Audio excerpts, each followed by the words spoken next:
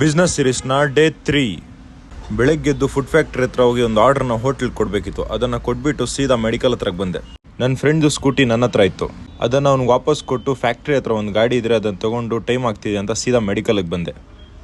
ಮೆಡಿಕಲಲ್ಲಿ ನೆನ್ನೆ ಒಂಚೂರು ಜಾಸ್ತಿನೇ ಡಸ್ಟ್ ಆಗಿತ್ತು.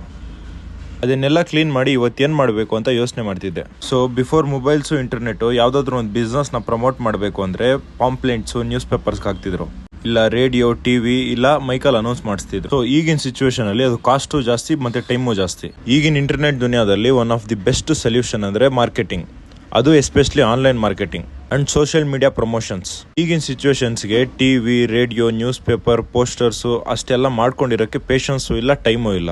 ಅದಕ್ಕೆ ನಮ್ಮ ಬಿಸ್ನೆಸ್ನ ಪ್ರಮೋಟ್ ಮಾಡೋಕ್ಕೆ ನಾನು ಆಪ್ಟ್ ಮಾಡಿದ್ದು ಸೋಷಿಯಲ್ ಮೀಡಿಯಾ ಪ್ರಮೋಷನ್ಸ್ ಮತ್ತು ಆನ್ಲೈನ್ ಪ್ಲಾಟ್ಫಾರ್ಮ್ಸ್. ಯಾಕಂದರೆ ಶಾರ್ಟ್ ಟೈಮಲ್ಲಿ ಜಾಸ್ತಿ ಜನನ ರೀಚ್ ಆಗ್ಬೋದು.